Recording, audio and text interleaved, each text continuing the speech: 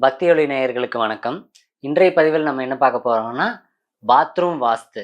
அதாவது பாத்ரூம்ல என்னென்ன பொருள்லாம் இருக்கக்கூடாது. ஏன்னா, இப்ப நெறைய புத்திசாலிக்காரங்க வந்து நெறைய விஷயம் என்னென்னவெல்லாம் கிச்சன்ல இருக்குமோ, என்னென்னவெல்லாம் ஹால்ல இருக்குமோ, பெட்ரூம்ல இருக்குமோ, எல்லாத்தையும் கொண்டோய் பாத்ரூம்ல வச்சுடுறாங்க. அப்ப பாத்ரூம்ல என்னென்னலாம் இருக்கக்கூடாது.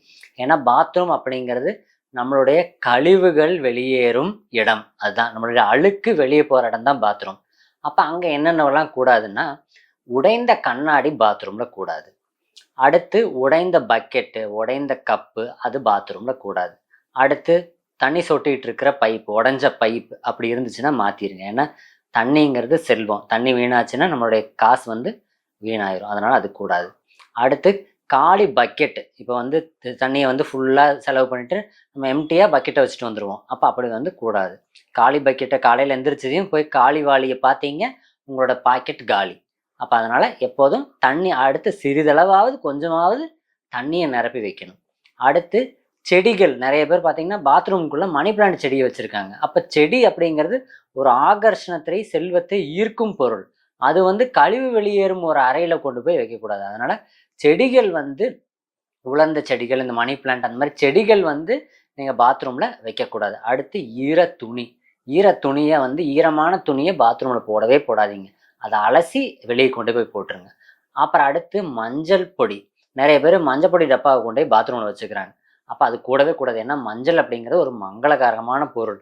அந்த பொருள்லாம் பாத்ரூமில் வைக்கவே வைக்காதீங்க. ஏன்னா பாத்ரூம் அப்படிங்கிறது நம்ம கழிவு வெளியேறு, நம்ம அதாவது நம்மளோட நெகட்டிவ் எனர்ஜி எல்லாம் எப்படி நம்ம உடம்புல வந்து கழிவு இருந்துச்சு அப்படின்னா நம்மளால இயங்க முடியாது. அது மாதிரி நம்மளுடைய வாழ்விலும் இந்த கழிவுகள் வெளியேறணும் அப்படின்னா இந்த மாதிரியான பொருட்கள் வந்து நீங்கள் உபயோகிக்காதீங்க. நிறைய பேர் ஃபோட்டோவெல்லாம் கூட பாத்ரூமில் கொண்டு போய் மாட்டி வச்சுக்கிறாங்க. அது மாதிரி கிழிந்த ஃபோட்டோஸும் பாத்ரூமில் கூடாது. அப்போ இந்த பாத்ரூமில் இந்த மாதிரி விஷயத்தெல்லாம் வைக்காமல் இருந்தீங்கனாலே உங்களுக்கு வந்து வாழ்க்கையில் வந்து வளமான பாதை வந்து நல்லா தெரியும். இப்போ வந்து நம்ம பாத்ரூம்ல நினச்சிக்கிறோம் அது வந்து ஏதோ ஒரு ரூம் தானே, நம்ம போகிறது வர்றது அப்படின்னு நினச்சிக்கிட்டு இருக்கோம். அந்த மாதிரி கிடையாது. ஒரு ஒரு ரூமுக்கும் ஒரு ஒரு கிரகங்களின் ஆதிக்கம் உண்டு. ஒரு ஒரு இடத்துலையும் ஒரு ஒரு இறைவன் ஆதிக்கம் இருக்குது. அப்போ அந்த இடத்துல என்ன இறைவன் இருக்கார் அப்படின்னா பாத்ரூம்க்கு உண்டான கிரகம் சனி பகவான். ஏன்னா சனி பகவான் கருமை, சனி பகவான் அழுக்கு, சனி பகவான் வந்து இந்த இருட்டு, இந்த மாதிரி விஷயங்கள் கெட்டதை நம்மள இருந்து வெளியேற்றுற இடத்துக்கு அதிபதி வந்து சனி பகவான். அப்போ அந்த மாதிரியான இடத்துல இந்த மாதிரியான விஷயங்கள் நீங்கள் பண்ணீங்கன்னா நமக்கு வந்து இறையருள் கிடைக்காம போயிடும். அப்போ நான் இப்போ சொன்ன விஷயங்கள்லாம் பாத்ரூமில் கண்டிப்பாக ஃபாலோ பண்ணுங்க. லைஃப்பில் வந்து நீங்கள் அடுத்த கட்டத்துக்கு போயிடுவீங்க. உங்களின் வாழ்வில் இருக்கும் அழுக்கும் வெளியேறும். நீங்கள் வளமான வாழ்வு பெறுவீர்கள். மீண்டும் அடுத்து ஒரு நல்ல பதிவில் சந்திக்கலாம். நன்றி, வணக்கம்.